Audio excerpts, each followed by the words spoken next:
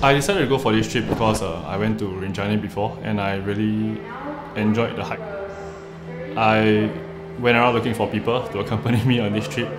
So we ended up with 3 guys and 1 middle-aged man.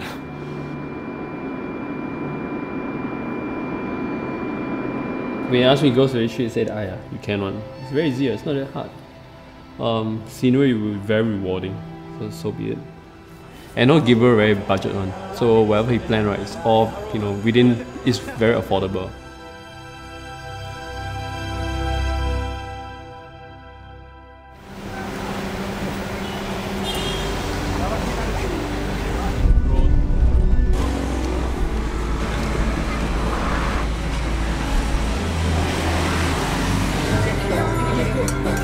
Something like that, what?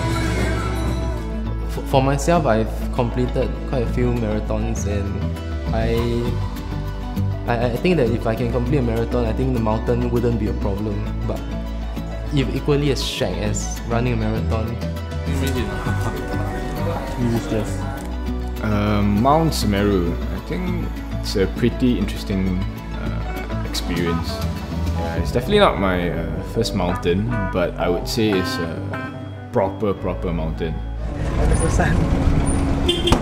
Hey!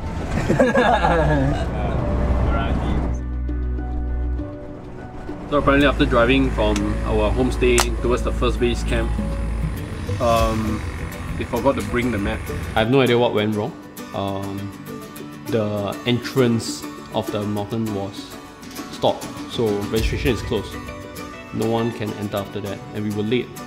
And end up having to stay back in the village, the small little village that was manning the entrance.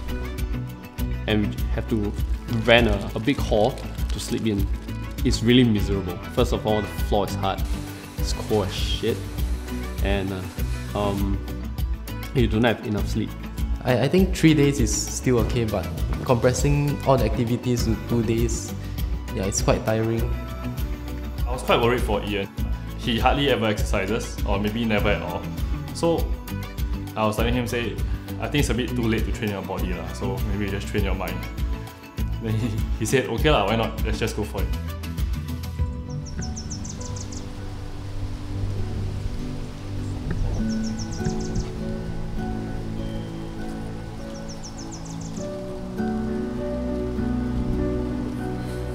Three, 4, 5, 6 human's body part to be accustomed in the cold.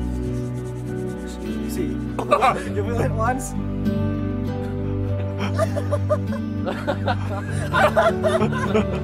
I didn't expect a Southeast Asian country to be that cold, but for me the cold is bearable because I got fats. You don't feel nothing? Okay. The whole thing. We just pack up, we just get ready to leave. We need to do some health checkup. I have no idea why the health checkup is for. No one checks. They just do your blood pressure, see you're okay, then just go. We are behind time by almost 1 hike, 1 day. So we squeeze the first hike and the second hike together. So we go to the lake, we have a nice lunch, and we rush to the base camp. That is really draining, man. I never felt cramped so much in my life before. For the first few hours and first few treks that we did while we were over there, I think it was relatively manageable.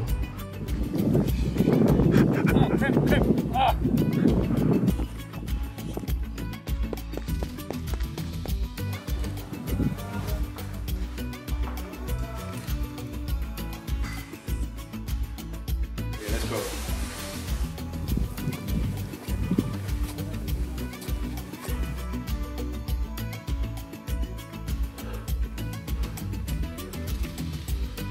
But the view was very good.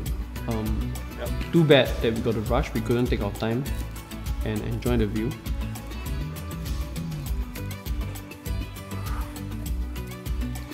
I think Semeru is one trip where I felt the journey was more interesting than the destination. Like, along the way as we walked, like we saw a lot of nice views, even though we were rushing here and there because we were 1 day late.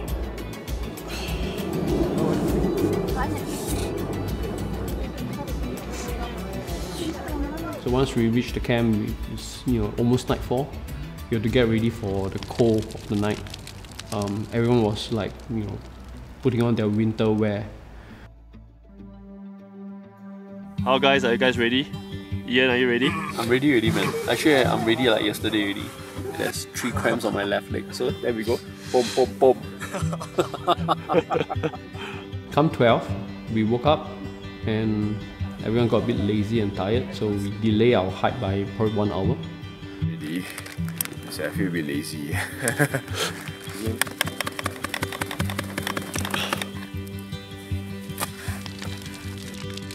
So we all check, say, hey, everyone got your drinks, everything ready? Yeah, sure, So we asked our porter, hey, do you have water? Say, yeah, I have. Haven't even reached the base of where the summit is.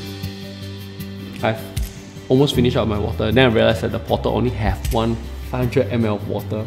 We all knew that Semeru was well known for a summit push. Yeah, so we did our research. Yeah, we were all well aware of it.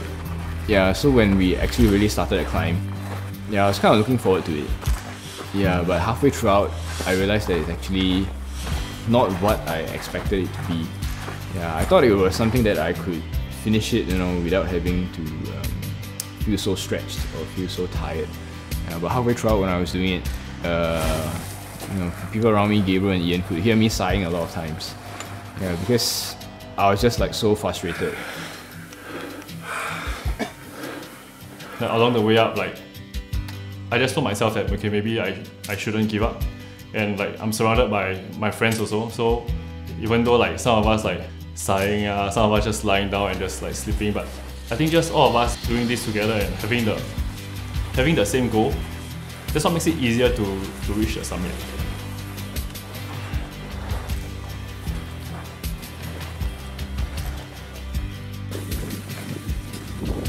Whenever you climb 2 steps up, you slide 1 step down. In this area, I realized the need for a hiking stick. Dennis even made a super cool 4-step maneuver, 1, 2, 3, 4, and still end up at the same spot. That's how loose the gravel is.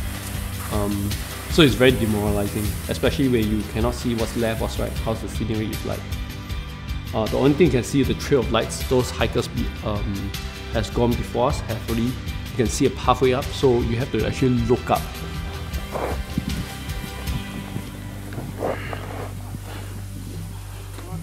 I was actually a bit afraid that I wouldn't make it up. There was a lot of fear inside of me.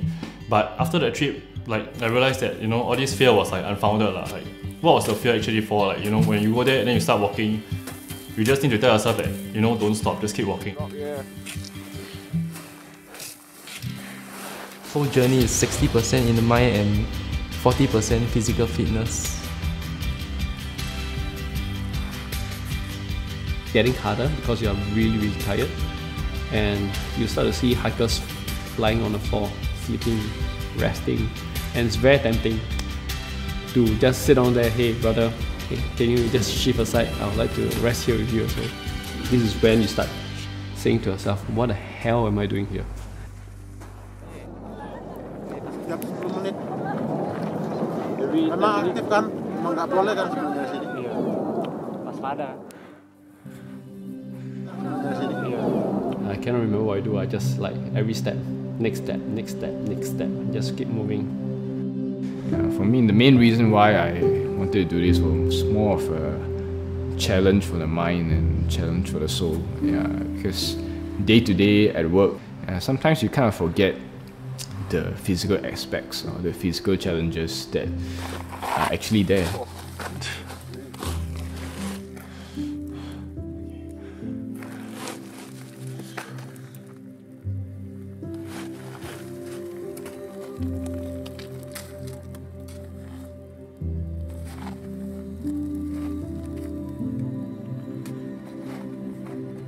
I think after completing this trek, this mountain, I think it gave me a lot of confidence that I need right now. Yeah, all of us built our confidence on past successes, and for me, I think this is something that I really needed. So when we reach summit, everyone should be quite excited. No, you're you're so tired. You just want to quickly find a nice spot to lie down and sleep. So yeah, when I reach the summit, we just rest. Then next thing you know, volcanic eruption. Then everyone take out phone. I barely take out my phone, shivering, just like, okay, quick, get it. Then I can rest.